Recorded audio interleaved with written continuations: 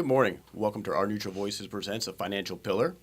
My name is Ryan Leopard, and joining me on the set today, my man Sweet Tea. Terrence, how we doing this morning? Doing pretty good, Ryan. Thank you. You're welcome. JJ? Morning, sir. Morning.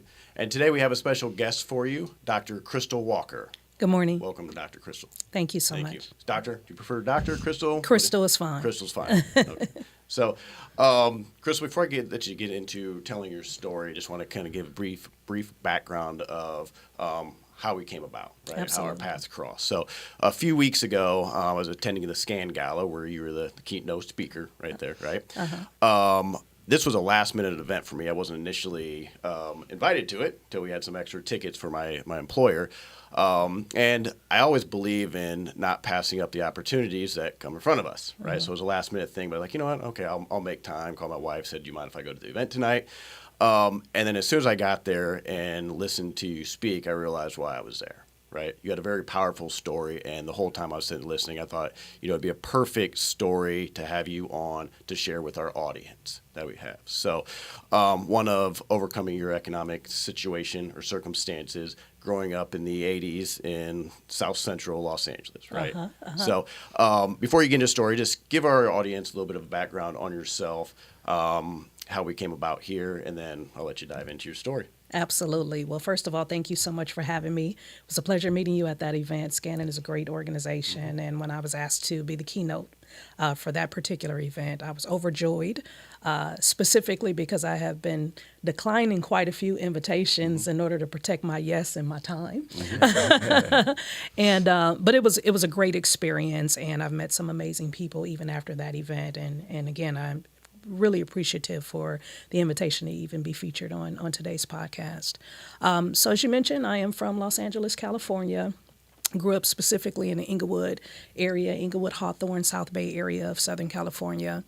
Lived there my entire life. Moved from Los Angeles to Las Vegas November 2019-ish. Moved there not knowing that we would be hit by a global pandemic the next year, but we decided to move from Los Angeles with the building of the new SoFi Stadium. We kind of saw the gentrification happening. We saw, which was a lot of great happenings with economic innovation in Los Angeles area, specifically Inglewood. But the prices of just living in that particular area just kind of increased overnight. The population was also becoming very dense, and so we decided, hey, if we're going to provide our children with a quality lifestyle, we should probably consider relocating. And my mother had lived in Las Vegas 2 years prior. We would go there to visit her every other month, and so we decided we were just going to make the move, and we did, and that's where we were planning on setting up shop until one day I got a LinkedIn inbox message from a recruiter at Sweetwater here in Fort Wayne. And I knew of Sweetwater. I worked for one of their local competitors, their major competitors, I should say. Out in California. Out in California, yeah. And when I got the inbox message, I actually had a consulting firm at that time that was really thriving. And the message was, hey, we have a brand new VP role here of employee well-being that we think you'd be great for. And we'd love to just kind of have an informal conversation with you. And I was flattered, but I knew I was not moving to Fort Wayne. And to be perfectly honest, I hadn't even heard of Fort Wayne. I thought it was Fort, what's the other one in Texas? Fort Worth. Yeah, there you go. But that one informal conversation led to a plane ride the next week to come here and to experience Sweetwater for myself and just the magic that I experienced on campus. We like to refer to it as the Disneyland for musicians. Yes. And when you get on campus, you understand why. And just after having a conversation with Chuck Surak and understanding his vision and what he desired for the company and his mission, his lifelong mission for wanting to do the right thing for customers he served and wanting to help his friends make their musical dreams come true, I knew I had to be here. I wasn't really sure. It felt like it was out of alignment, but my prayer has always been, let me be in position for whatever I'm supposed to be doing. And this opportunity fell in my lap. And my husband actually convinced me, hey, this is probably something you should do. You still felt that way after the snow and the deer? So I did. Yes. I didn't want you to skip over that part of the story because I like that part. So Yeah. I actually interviewed in October. Beautiful fall in California. We didn't get a chance to see all 4 seasons. So to actually see beautiful colored leaves on the trees around town was amazing. But when we arrived here, it was early December 2020. So we're in the middle of a global pandemic. We're in the middle of a crazy political year and on the back end of the George Floyd tragic event. And so when we got here, I think one of my first experiences was having to navigate driving through snow. Mm-hmm. I was not used to that. In California, we went to Big Bear for the weekend and we came back down off the mountain. And then I think during my first month, I almost hit about 4 deer. We lived on the southwest part of town, and so very near to county lines. So there's a lot of forest area out there. Mm-hmm. So that was a different experience for sure, coming from the West Coast. But it's been absolutely amazing. I grew up in part of Inglewood. It used to be, I don't know if the name still applies, but it used to be affectionately known as the Bottoms. And if you've ever watched the movie Boys in the Hood, the very intro scene where the children are walking through this crazy neighborhood that almost feels like a jungle, that's exactly where we grew up for the first 8-9 years of my life. And prior to, I would say maybe one week before they started filming Boys in the Hood, my mother actually moved us out of that community. So it was a very interesting experience, to say the least. So were you? They had the helicopters going at night and things. Yeah, we were in the thick of it. So you got to think early '80s. I'm pretty transparent. Born in '79, early '80s here. The prime of the cocaine epidemic, specifically in urban neighborhoods. A lot of my cousins fell prey to gang activity there, and so it was not uncommon at all to hear paramedics and sirens and gunshots and all of those things happening as a child. And, I felt protected. I felt like my family was protecting me. I wasn't ever involved in any of that type of activity, but it was very visible. Good. Yeah. Yes. So tell us a little bit about your childhood, growing up, your family. What was the dynamics there? So very interesting childhood. My mother and my father were junior high and high school sweethearts. My father was actually born in Detroit during the Motown era.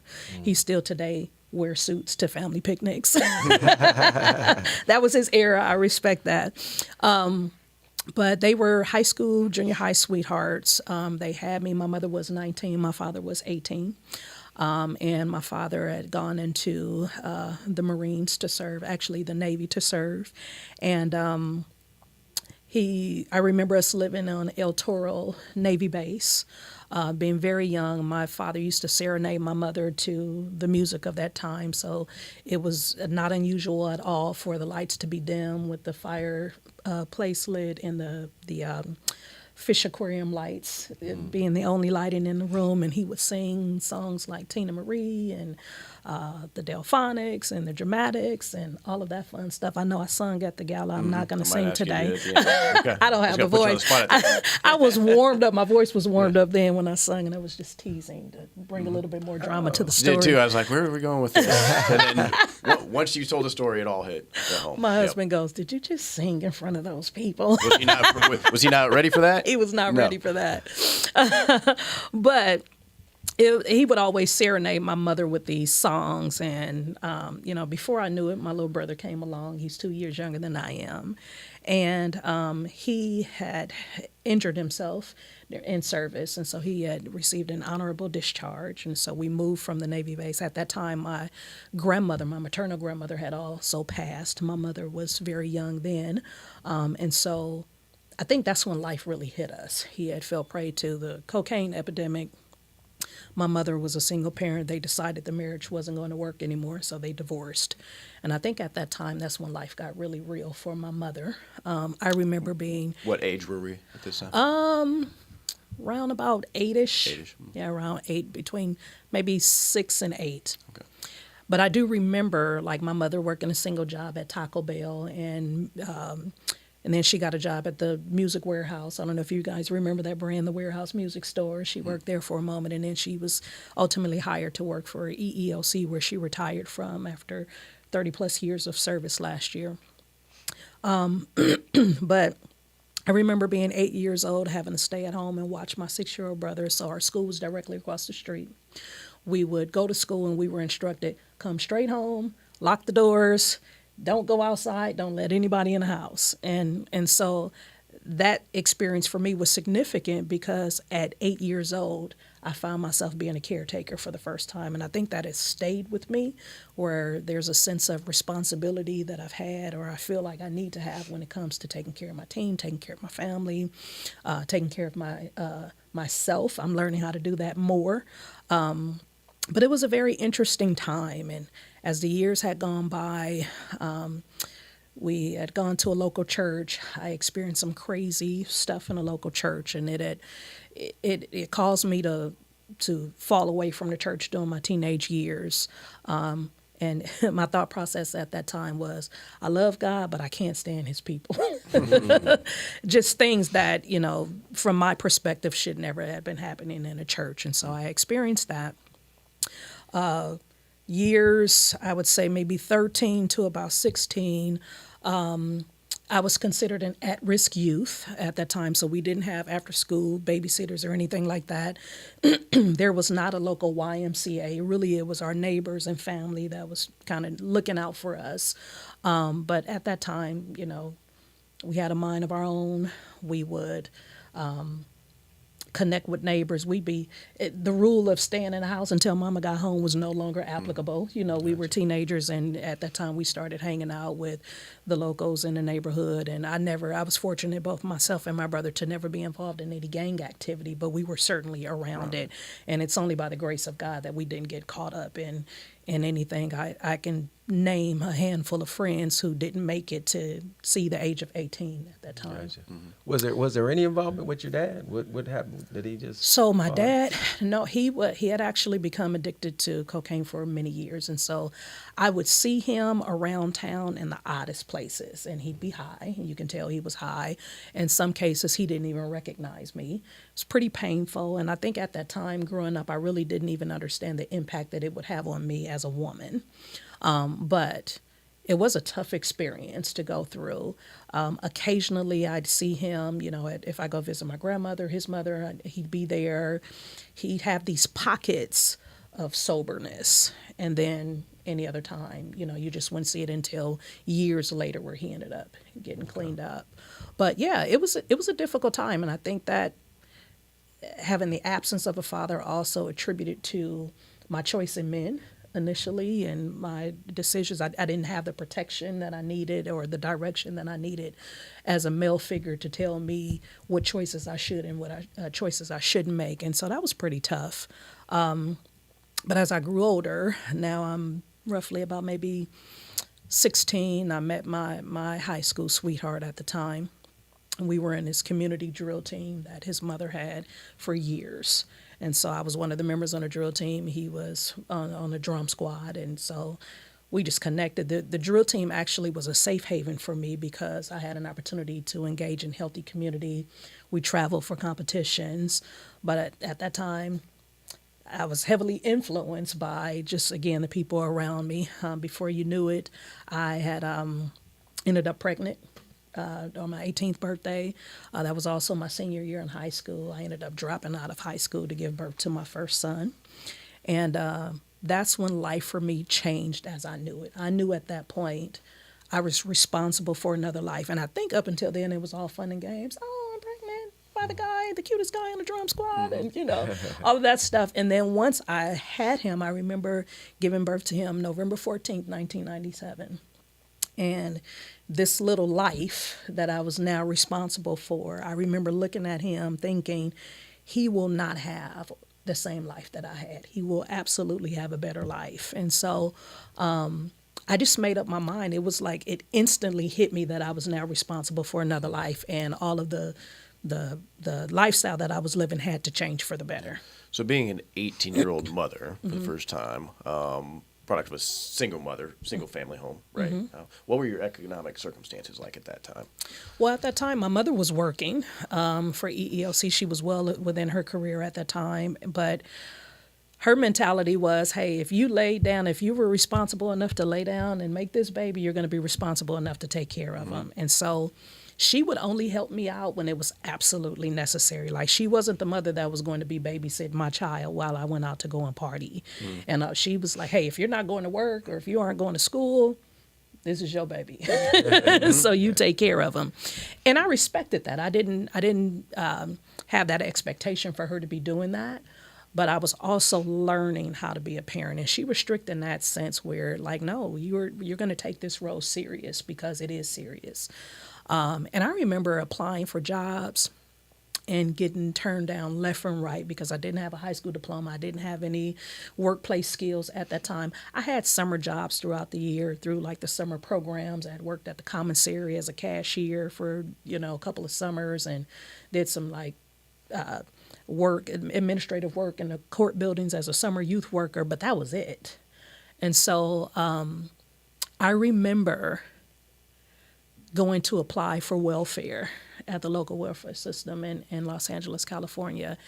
And the scrutiny, the interrogation, the experience overall to get any kind of supplemental support was just way too much that I had ever bargained for. And so, there were women in my family, admittedly, who had made a lifestyle off of the welfare system, and women in the community. So it was not uncommon for other young women who had become teenage parents to think, oh, I can just make it if I just get on the welfare system and get some food stamps and a check once a month on the 1st and the 15th, we'd be good. That was not my experience at all. And I thank God for that because I realized he was setting me up not to settle at a very young age. But I remember I think I was on welfare for 30 days. I got a check for, I think, a little bit over $100 and $56 worth of food stamps. And I said, this is not going to cover Infamil, formula, diapers, or anything. I got to figure this thing out. And I went to apply. Actually, I had joined the summer youth work program one more year. I ended up being assigned to work at Inglewood Court. And the secretary of the court at that time, I'll never forget her name. Her name was Veda Franklin. She had me assist her with organizing the judge's filing system for the entire court system. And I was there for about 2 weeks. She wrote me a letter of recommendation, and she had 3 of the presiding judges to write me a letter of recommendation at that time, too.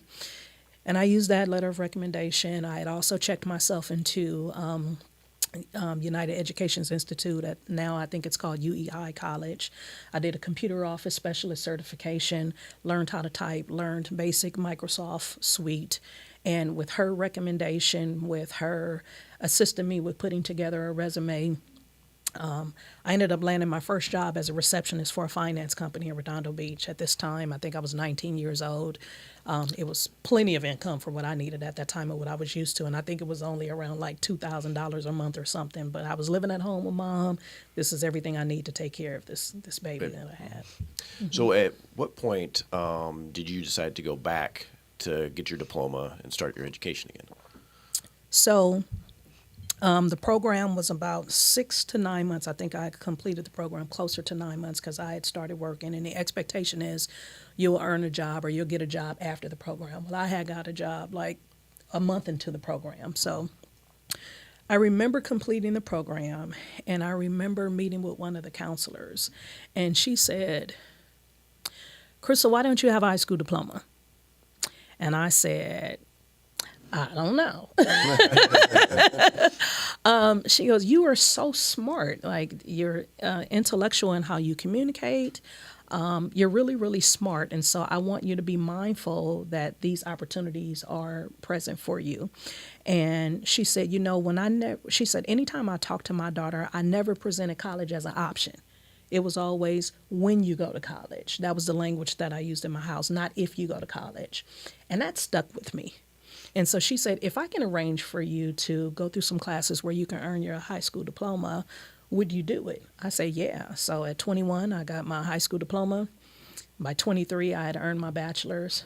24, I had my master's, and by 31, I had earned my doctorate, and had also become an ordained minister. All right. How were your grades prior to you not finishing high school? They were advanced. Like, I was always in college prep courses and scholar classes. That was the thing. Most of my friends weren't. And so I felt like I wasn't a part of the cool crew.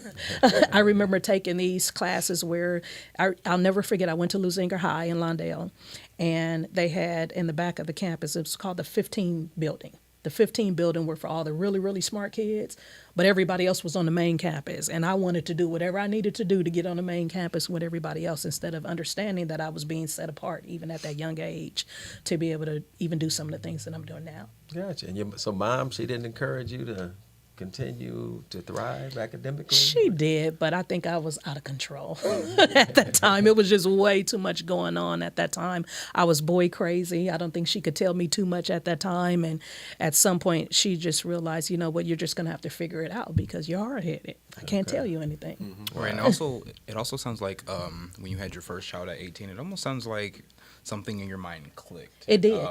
Definitely forced you to only accept better for yourself. That's what it sounds like, because when I listen to your motivation, your drive, and your ambition, and everything that you accomplish in your lifestyle, it's just kind of shocking because, you know, some people don't know what their potential is until they get that final, like, shock. And then they wake up and realize what they're actually capable of doing. So I really would like to commend you on everything that you have accomplished so far. Thank you. And Terrence, you're absolutely right. It was literally the day that I gave birth, something came over me that wouldn't allow me to settle and wouldn't allow me to become a normal statistic of some of my peers at that time. And life just became really serious for me at that time. I felt like I owed this kid a better lifestyle than I had. Gotcha. So do you, if it wasn't for the encouragement from what you may call a mentor at this point in time, do you think you would have gone back to school, or was that even a thought at that point in time in your life? Or I think it would have eventually. So what I failed to mention during this period, so like maybe from 16 to about 21 to where I went back to school, I was also an aspiring hip-hop artist. And so at that time, competition was Missy Elliott, Foxy Brown, that was your Trina. competition? That was my competition then. Miss LA? And I was very good at it. And so I was able to be in studio with a lot of celebrity artists at that time, and it was very appealing. And so I think maybe ultimately I would have gotten there. I also realized, because I have a very introverted personality type, I don't know if that lifestyle would have been sustained. And so, and when I look back now, I'm so glad that I made the choice that I did, but I think it may have taken me a little bit more time to get there. Okay.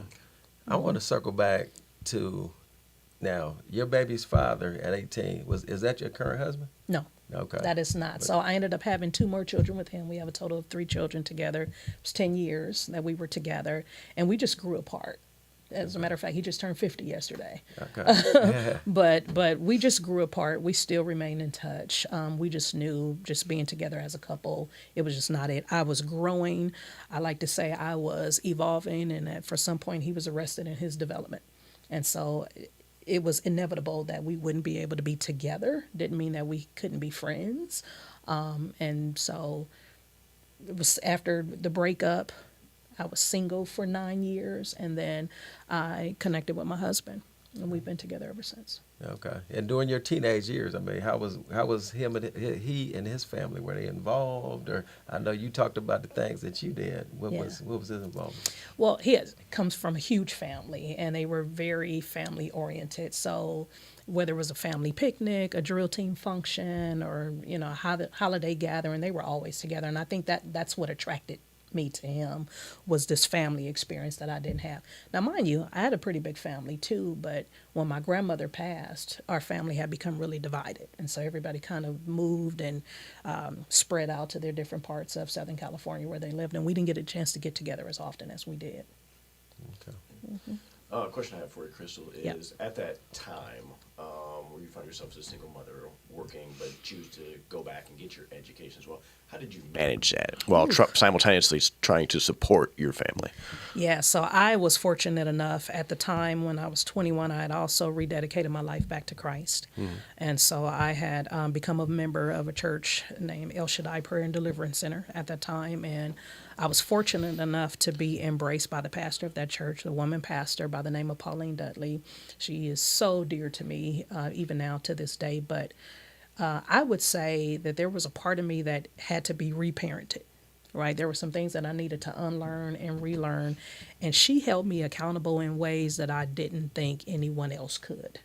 And it doesn't take away from anything that my mother had done and how she had raised me, but Pauline saw from a spiritual perspective what I didn't see for myself at that time. And really it was her accountability, or her holding me accountable to my actions, teaching me that my witness needed to be effective at all times. Like, you can't say you love God and hanging out in the clubs on the weekends and then come to church and think you can come in and lift your hands. I mean, she just really held us to a high standard when it came to that. And really, ultimately, I believe that God was using her to help build integrity in me. And with the help of there were many times when the church supported me and provided groceries for me and my family, many times where, I found myself after working a full-time job in church probably 7 days a week between leading the choir and Bible study sessions and women's groups and all of those things.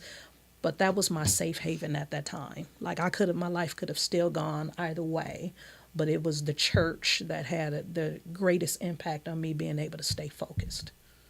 All right, and I have a question for you. Yeah. So with you going back to college and getting your higher education all the way up to getting your doctorate, of course, what words of encouragement would you give to young people out there that are currently struggling to continue pursuing their college education? I would say you have to see yourself. You got to give yourself permission to dream, and you have to be exposed to things to know what possibilities exist. A good friend of mine by the name of Dr. Will Moreland taught me this philosophy early on in my career, and it still sticks to me to this day. And he taught me how to live from my core, C-O-R-E, core. And that's really around gaining great clarity on what you want. I mean, even if it means going on a clarity journey, do you like chicken? For real, or do you like chicken because people think Black people are supposed to like chicken? Down to the smallest things. I want you to get very clear. Do you like camping or do you not? Do you like playing tennis or do you, all of the things that you enjoy doing from a career perspective, spiritual perspective, financial perspective, all of those things. Then once you become really clear on what you want, then you know what type of opportunities to take advantage of.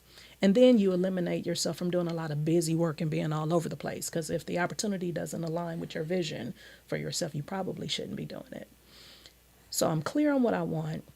I know what opportunities to take advantage of. Now I need to know who I need to be in relationship with, right? Who are those individuals that's going to help me get closer to the vision that I see for myself?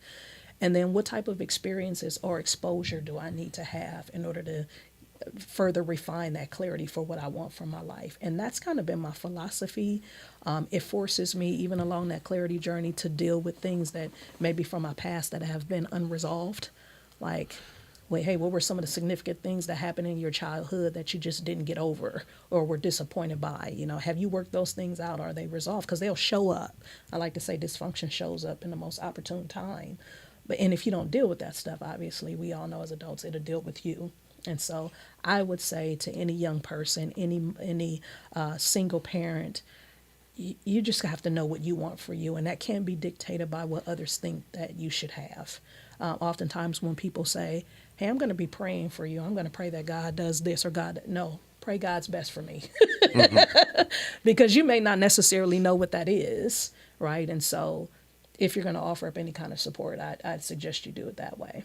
Definitely sounds like self-identity is a big part of that, understanding who you are and what you want out of life. I would say is the biggest takeaway from that. Of course, I see a number of people that, typically go to college directly out of high school. Yeah. Starting with one major and then down the road they change their major a couple of times. Of course, there's nothing wrong with that. But I feel like the biggest part of them changing their major so consistently is the fact that they don't understand what they want to do yet with their lives. No, my kids are a witness. My two older boys, they changed their majors quite a few times. Yeah. And I think the fun part about my story is if you think about the time that it took for me to go from being a high school dropout to the time it took for me to get my education, it actually lines up as if I had never dropped out.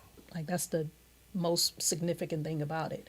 By 24, I had a master's. Typically, if you do the math, that's usually around the same time it'll take had I just remained consistent. So I'm grateful for the grace that I got, from that part of my life's experience. Yeah. Terrence, one thing I like that you just said there was being aware of what you want out of life, because Yeah. obviously the purpose of our show, The Financial Pillar, is to bring financial literacy and educate our audience out there around that. But it all starts with your mindset, That's and right. if you're born into an economic situation, right, you can't control that. But what No. you can control is the economic situation you grow into and that your kids are brought into. That's right? exactly What right. do you want out of life? And it's all a choice. And I knew, growing up, my situation at that time, I didn't know I was poor. Like, we were just a family and we did things together, and I was supporting my mom, and you didn't know. But I always knew that it had to be better. Like, it's got to be better than this. It's got to be better to this. And then once I started to be exposed to better, I didn't want to settle. I couldn't unsee what I had saw. And so the first time I had an opportunity to leave the country, the first time I had an opportunity to teach. So at the same college that I graduated from, I got a teaching contract to teach there shortly after. I've built, different brands for myself. Now I'm an established thought leader. And my ultimate goal is to be able to talk to some of those same individuals who have charted my path in life, to be able to let them know, hey, there's definitely a better way. Yep, And absolutely. it starts by understanding who you are. Yeah. I hear that, and then also I think you had the foundation was established. I like Yeah. the way you painted the picture. You talked about your mom and dad in the beginning. Yeah. Your grades were there. Mom continued to work. You had a support group. That foundation is key Yeah. to everything that you're talking about. The self-awareness and things. So. It is. And so much so to where by the time I got married, my dad was sobered. He had been sober for 16 years, was able to walk me down the aisle. see It just kind of full circle moment, for it all to come together, especially considering how it started. Okay. Awesome. Well, our time's about up here today, Kristal, but I want to give you the opportunity. You have a book coming out in the near future, if you want to promote that a little bit. Absolutely. So I have been doing a lot of work over the past 10 years in the diversity, equity, and inclusion space. And I realize that in our current state, there's a lot of fatigue around the conversation. Some people want to have the conversation. Some people would rather not. And so I have taken a different approach. I've learned from one of the founding thought leaders of the cultural intelligence model. His name is David Livermore. And he created a very interesting framework to talk about culture and our differences that I absolutely love. So I participated in a fellows program that he offered last year. We went to Singapore just to really be integrated and engulfed into different cultures around the world. And out of that experience, I'm writing a book. It's called You Are Cordially Invited, Exploring Cultural Intelligence Through the Art of Fine Dining. So it's a very interesting approach to how we think about the people that we serve, the experiences that we have, the opportunities that we have to make an impact through the lens of culture being redefined. And not limited to race, ethnicity, and identity. So it's coming out in October this year. I also just launched my own online training institute called Proverbs University. We did a beta version of it last year. I'm excited to be able to launch the corporate training certification and the leadership certification this July. So all of those things, those initiatives are my way of giving back to the communities from which I come a part of. Okay. Awesome. Good stuff. Very good. Very good. Well, going back to what you kind of started us off with, I want to thank you for being on the show today. As you said, you kind of protect your yeses. So thank you for saying yes to us No problem. and coming on. And as I kind of told you, the purpose for having you on was I just wanted to drive home the point of, as I mentioned earlier, we cannot control the circumstances we're born into, That's but we right. can control the circumstances that we grow into, right? That's right. And our economic circumstances, we can either choose to accept them or we can choose to change them. You got to find out what it is you want out of life. That's right. Well, thank you so much for having me. I appreciate you all. You're welcome. Thank you. All right. We'll be back in 2 weeks, Wednesday at 8:30. Until then, our neutral voices. Peace.